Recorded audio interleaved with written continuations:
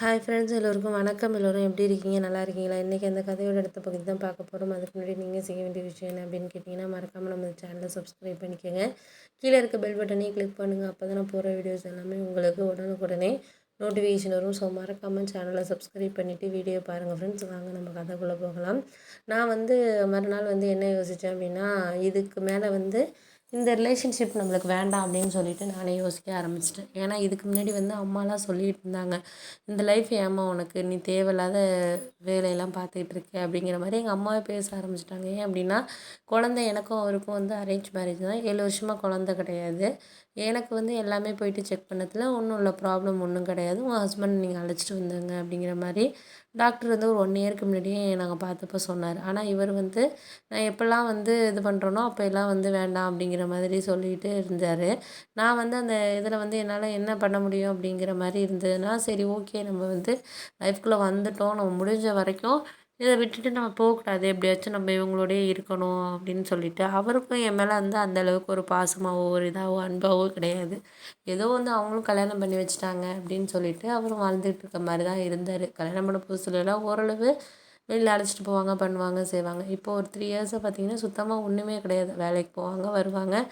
நானும் ஏதாச்சும் ஒரு ஃபங்க்ஷன் போவேன், வருவேன். இப்படி தான் போயிட்டு இருந்துச்சு லைஃப். எங்கள் அம்மா ஓரளவு பார்த்தாங்க.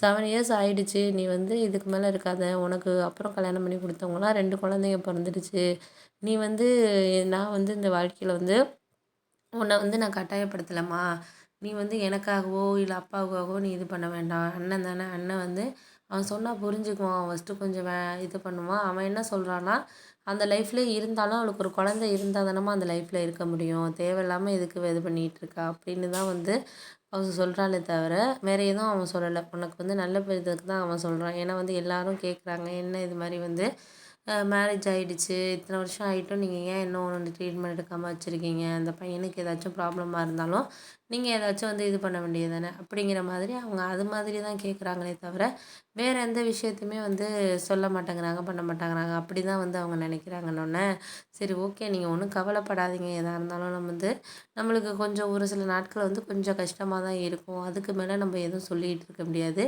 நம்ம பார்ப்போம், பார்த்துட்டு என்ன நடக்குதோ நடக்கட்டும், அதுக்காக நம்ம கடவுள்கிட்ட எதுவும் இது பண்ண முடியாது, நம்ம பார்த்துக்குவோம் அப்படின்ட்டு நான் இருந்தேன். அடுத்த ஒரு 2, 3 நாளைக்கு அப்புறம் நீங்கள் சொல்கிறதெல்லாம் கரெக்டு தான். நான் ஒரு சில விஷயம் கரெக்டாக தான் இருக்குது, இருந்தாலும் நான் அதெல்லாம் இது பண்ண முடியாத மாதிரியான ஒரு சுச்சுவேஷனில் தான் இருக்கிறேன் அப்படின்னோடனே எங்கள் அம்மா என்கிட்ட சொன்னாங்க, உனக்கு நாங்கள் உன்னை கட்டாயப்படுத்தி இந்த லைஃப்பில் இருக்க சொல்லி சொல்லலாமா, அப்பாவும் சொல்லிட்டார், அண்ணன் எல்லாருமே சொல்லியாச்சு, உங்கள் ரிலேட்டிவில் கூட உங்கள் அத்தை எல்லாருமே சொன்னாங்க, அவன் குழந்தைக்காக இது பண்ணாதப்போ இந்த பொண்ணு ஏன் அட்ஜஸ்ட் பண்ணி இருக்குது, இந்த பொண்ணுக்கு எந்த பிரச்சனையும் இல்லைங்கிறப்போ அந்த வாழ்க்கையை விட்டு வெளில வேற ஒரு வாழ்க்கையை ஏற்படுத்திக்கலாம், இல்லை ஏதாச்சும் ஒரு வேலைக்கு போகலாம், ஏதாச்சும் ஒன்று பண்ணலாம்.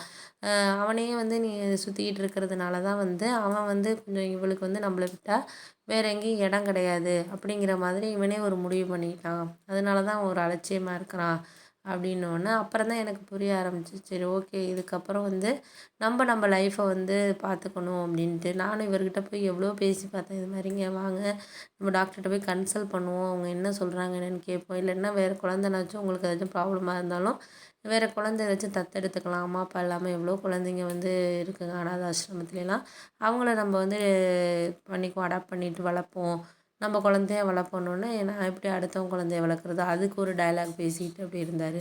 அப்போ தான் எனக்கு தெரியும், இவர் அம்மா அப்பா சொல்கிற மாதிரி எதுக்குமே இவர் சரியாக வரமாட்டார். அவர் என்ன நினச்சிட்டாருன்னா, 7 வருஷம் நம்ம கூட வாழ்ந்துட்டா இனிமேல் என்ன இவளுக்கு லைஃப் இருக்குது, நம்ம கூடயே காலம் ஃபுல்லாக இருந்துருவா, நம்ம அப்படியே இருந்துட்டு போயிடலாம் அப்படிங்கிற மாதிரி அவர் நினச்சிட்டு இருக்காருங்கிறது எனக்கு அப்புறம் போக போக தான் தெரிஞ்சு. அம்மா ஃபஸ்ட்டில் சொல்கிறப்பெல்லாம் நான் அவருக்கு சப்போர்ட் பண்ணேன்.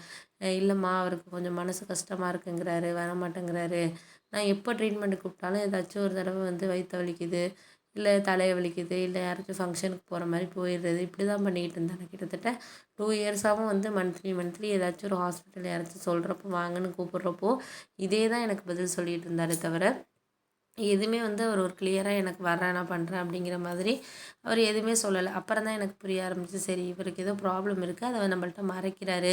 அதை நான் என்ன சொல்கிறேன்னா, உங்களுக்கு ப்ராப்ளம் இருக்குது, இந்த மாதிரி ப்ராப்ளம் இருந்தாலும் ஒய்ஃபாக என்னகிட்ட நீங்கள் கிளியராக பேசுனீங்கன்னா நம்ம 2 பேரும் சேர்ந்தே முடிவெடுப்போங்க, ஏன் நீங்கள் தேவையில்லாமல் என்னகிட்ட எதுக்கு நீங்கள் மறைக்கிறீங்க அப்படின்லாம் கூட நான் பேசி பார்த்துட்டேன். இல்ல அவர் அவர் முடிவுல அவர் தெளிவா இருக்கிறங்கிறப்போ, நம்ம முடிவுல நம்ம தெளிவா இருக்கிறது தான் நம்மளுக்கு கரெக்ட் அப்படின்னு சொல்லிட்டு, நான் அவங்க அம்மாகிட்டயே அதாவது எங்க மாமியார்கிட்டயே சொல்லிட்டேன். இது மாரி நான் இனிமே இந்த லைஃப்ல இருக்கிறதுக்கு எனக்கு பிடிக்கல அத்த. நீங்க உங்க பையன் வந்தா சொல்லிடுங்க.